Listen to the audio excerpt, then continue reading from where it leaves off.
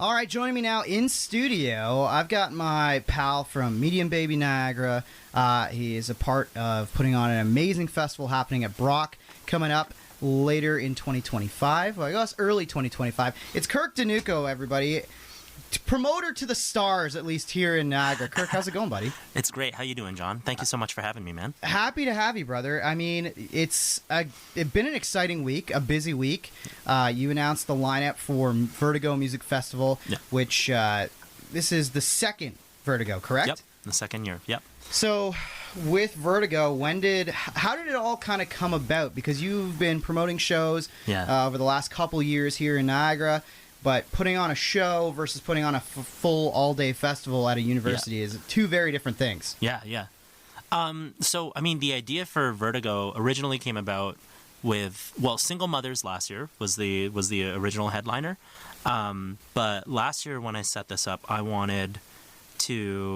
just wanted to use the Isaac space, but I didn't think Single Mothers themselves could fill in that space, so I wanted to shove in some other bands to hopefully fill in the extra gaps that Single Mothers was going to leave behind in theory. And so I was like, what if we just have a really long bill? And then I was like, wait, that's just a festival. We'll just make this a mini festival at Brock University. And then I thought, okay, we'll use the main stage, and then the side stage upstairs could be like acoustic and stuff. So like I don't want to have a full band and like people are moshing up on a mezzanine and throwing each other off the balcony or whatever, right? It's not a Death Grips show. So so I was like kind of workshopping like what that sort of looks like, and I came up with the idea whiplash, switching back and forth, like giving the audience members whiplash. But then I looked it up. There's a whiplash festival in like New Mexico or something, and I was like, well, that's going to be hard on the SEO. So I'm like, what's like close enough to whiplash that like sounds cool? And I think we came up with a couple names. I'm trying to remember the other one. There was like some like Cupid baby thing that we had, Succubus Festival. That sounded weird, but I was like, Bit strange. A bit strange. I'm like, I don't know, maybe that's too much. And then we came up with Vertigo, like switching back and forth, making you dizzy or whatever. I like that. Yeah, the first time I saw it, I'm not going to lie, I did get a little bit of I'm like, is U2 playing? And then I was like, no, not that Vertigo. No. That's just me being a big U2 fan. So. Right, yeah. At Brock University, too, that would be crazy. I mean, crazier things have happened. You know what? Fair enough, yeah. You never know. Maybe for year 3 of Vertigo Festival. Yeah.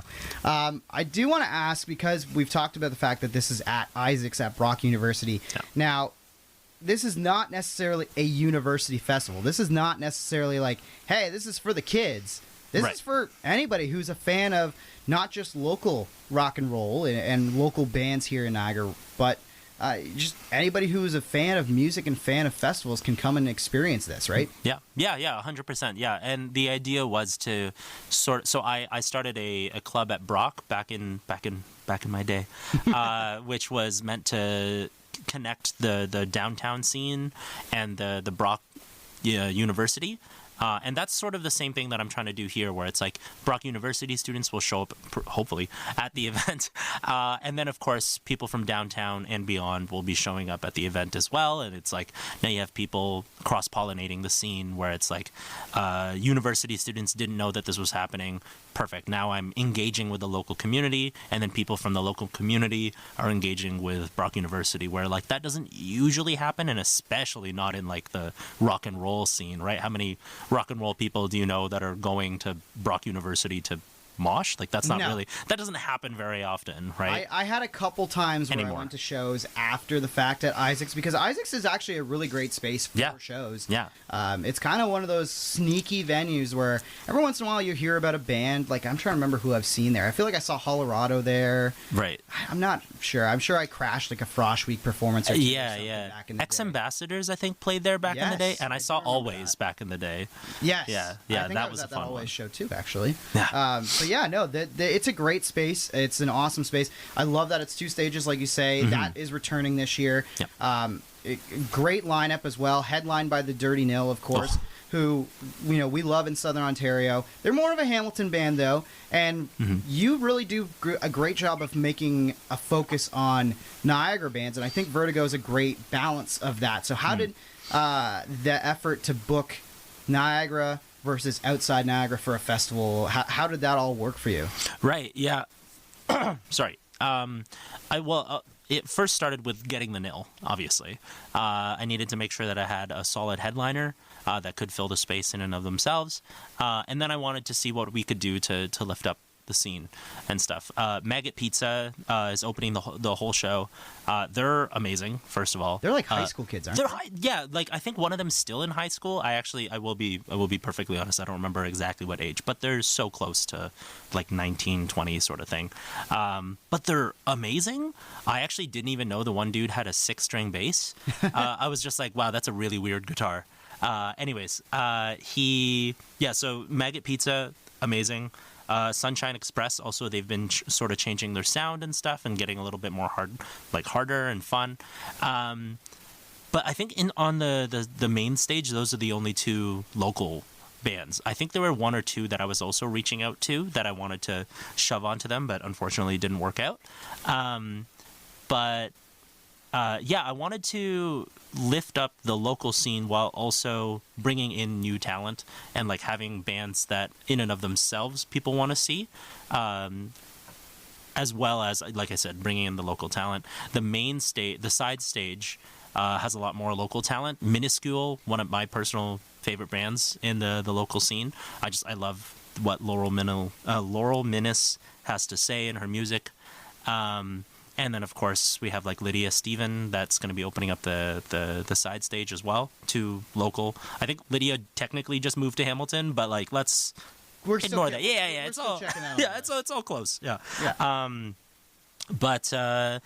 mean, in terms of like that balance and stuff, it's a hard balance of what is local versus who to bring in from out of town. And stuff. Yeah. So, again, to recap this here, March 15th, that is Vertigo Music Festival. That's when it's happening here at Brock University at Isaacs. Tickets are on sale now? Yes. Yeah. And where can people go to get tickets, Kirk? Yeah, you can go to vertigofestival.ca, and basically all over the site you'll see something pointing you to the tickets. There are 3 main tickets. The general admission, which gets you access to the main stage, which has the Dirty Nil and Cam Cahin.